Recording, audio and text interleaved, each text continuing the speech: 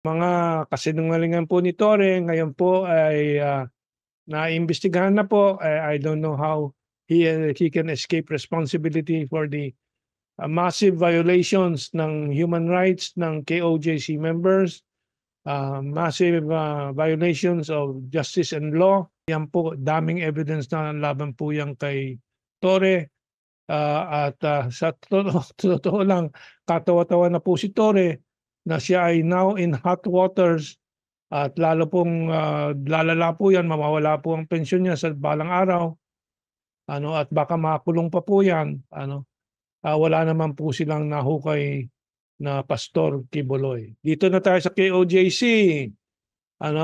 yung mga kasinungalingan po ni Torre ngayon po ay, naiimbestigahan na po. I don't know how he can escape responsibility for the, massive violations ng human rights ng KOJC members, massive, violations of justice and law. At, itong ulat ng SMNI nga po naghi-hearing na po sa illegal na pag-okupa ng PNP sa KOJC compound, 'no. Let's see how far this will go kasi po, ang alala natin lagi naman, mabibili na naman ng Malacanang yung mga senador matapos ng attack and collect po nila, ay defend and collect naman sila tulad ng media din pong malalaki.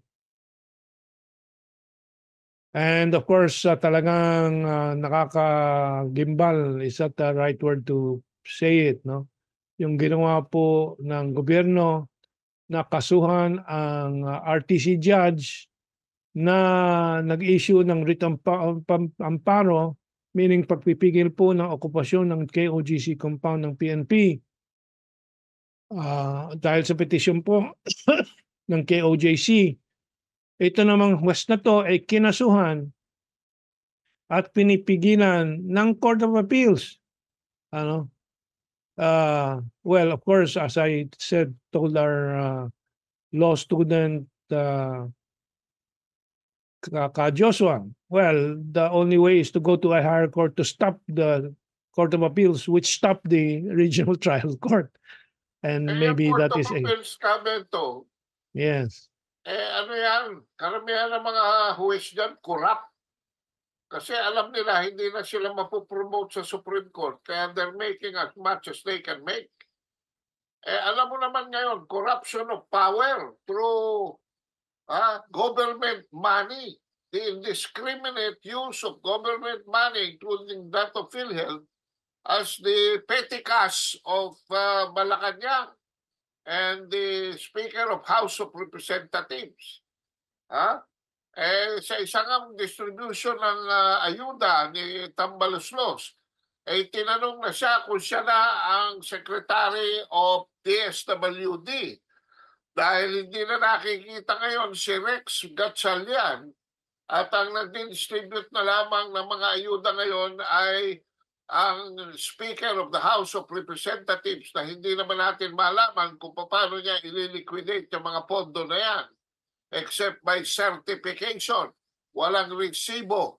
Mga kabansa, nung klaseng bansa meron tayo, ewan ko, everything has gone to the dogs. Kamento.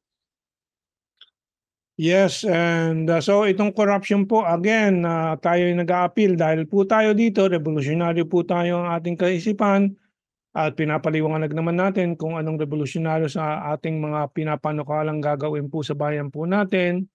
State ownership, back to state ownership, agricultural priority sa production, and so on. Ang kulang na lang po ang tulong po ng ating military to finish this revolution. Na yun din naman po ang ginawa ni Marcos Sr., Ferdinand Edwin Marcos Sr.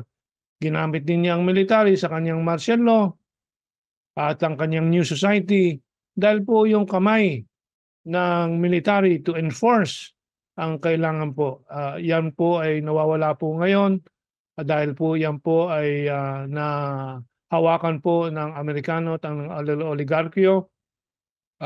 This is why the country, as the MJ says dito sa TikTok, kamentong sa edad natin at sa nangyari sa ating bayan noon at ngayon, wala na pong pag-asang tumino. Well, hope springs eternal. And that is why we, Kaado, you, MJ, kahit na may edad na tayo, patuloy po tayo sa laban po natin. Dahil po hindi na po para sa atin ito, kundi para sa mga anak natin at mga apo natin at kinabukasan ng Republika ng Pilipinas po, which I, of course, expect our military forces to understand because they are pledged to defend the Republic. Kaso kami ito, Yes. ang military natin ngayon na nagsisilbing insurance agency para itong bangang na Pangulo will remain in power dahil nasa pala ng lahat yan ng kwarta. Yan ang problema eh. So we are calling on patriotic, yung tunay na patriotic na mga colonels dyan. Bigyan nyo lang, tig-isang bala lang yung mga general na yan eh. Nung people power, alam mo kami itong, ang maraming hindi nakakaalam was that the Reform the Armed Forces movement had chapters all over the country. And I remember na kung may Gringo Hunasan, ang Visayas Mindanao may version din ng Gringo Hunasan na hindi naman nakilala na. Ang pangalan niya ay Colonel Regino Calum na taga Cagayan de Oro, at siya nagkwento sa amin kung paano nila ni-neutralize sa mga general. Basta na lang sila pumasok sa mga opisina ng general at sabi nila sa general, "We are sorry, General, but we are putting you on house arrest." Inaresto nila ang mga general at siniklog nila at sila nagkontrol ng mga puwersa. Wala na yatang matatapang ngayon eh. Support. Karamihan yata ng ating mga sundalo support dahil nakasuso sila sa Amerikano. Karamihan ng Amerikano support eh. Kaya wala na yatang patriotic. Isang house arrest lang. I-house arrest yung mga general nyo. Withdraw support from a just government.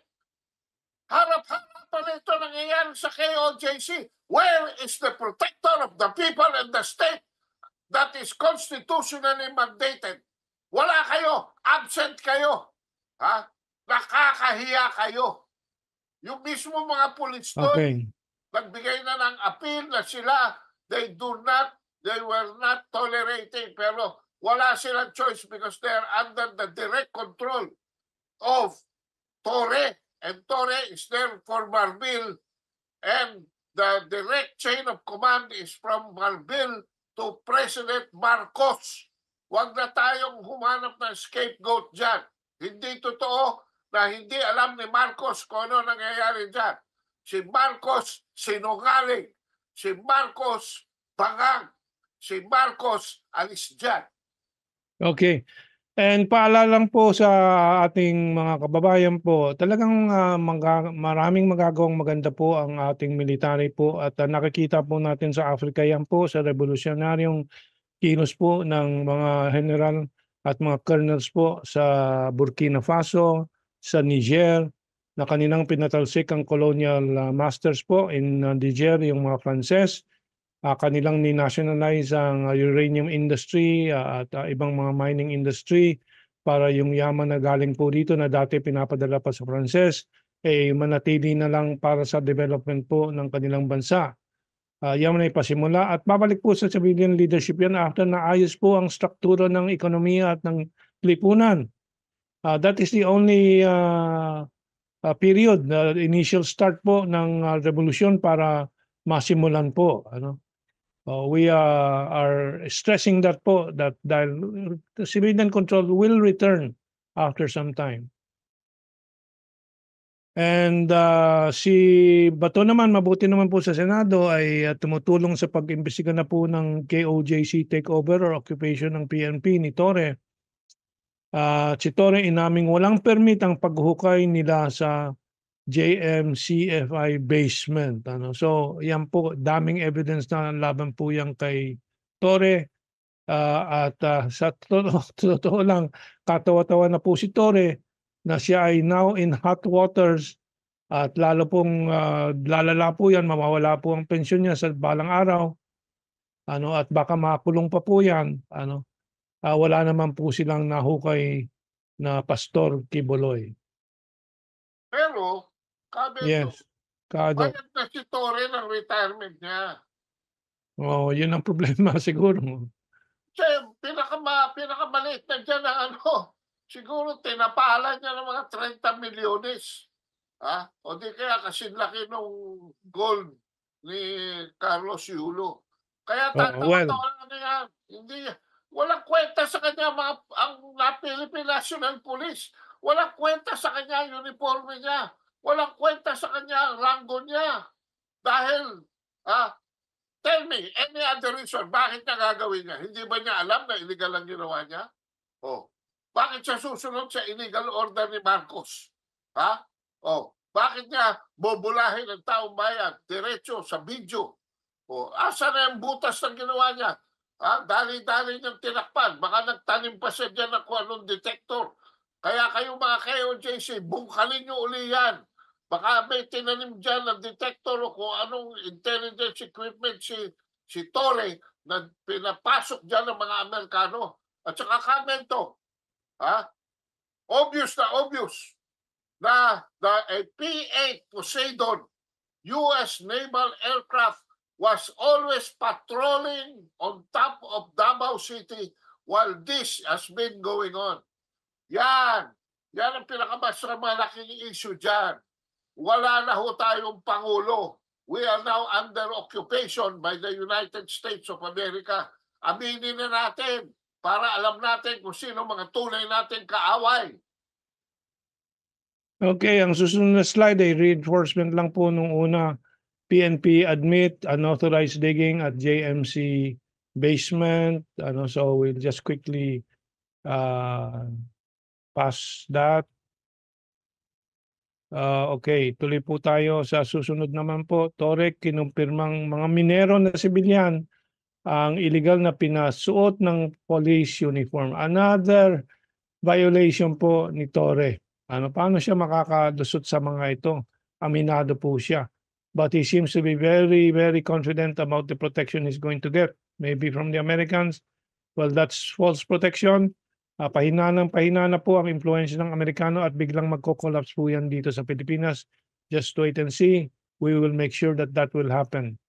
I am sure the Americans Yes. have guaranteed Torre a green card, Yun, not a citizenship, and maybe $10 million as a reward for his stupidity. okay.